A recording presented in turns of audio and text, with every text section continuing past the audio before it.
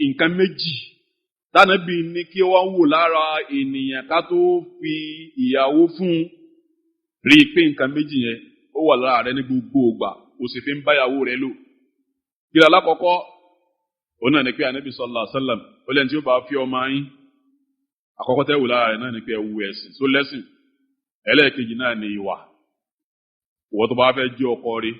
nǹkan méjì tánàbí ní ká wò yẹn agbọ́dọ̀ máa rí lára rẹ ní gbogbo ìgbà. láàrin yìí ẹ̀rákùn gbogbo àwa òbí tá a lọ́mọ torí gbà tí ń yí padà nísìn tògbẹ́sìn ọlọ́run ò yí padà condition tí yóò fi wà lè jẹ́ náà kò lè yí padà bẹ́ẹ̀ bá ṣe wò lè yí padà tó. àwọn ọmọ wa tó ń bá lọ́wọ́ mú kírísítẹ́nì wá àbí eníṣẹ̀ṣe pagan àbí jù gbogbo ẹni tí wọ́n bá lè mú wá tí èyí bá ti ṣe mùsùlùmí lọ́kùnrin pípẹ́ táwọn fẹ́ fẹ́ lélẹ́yìí ẹ gbọ́dọ̀ fọwọ́ sí o ẹ gbọ́dọ̀ yọ̀ǹda o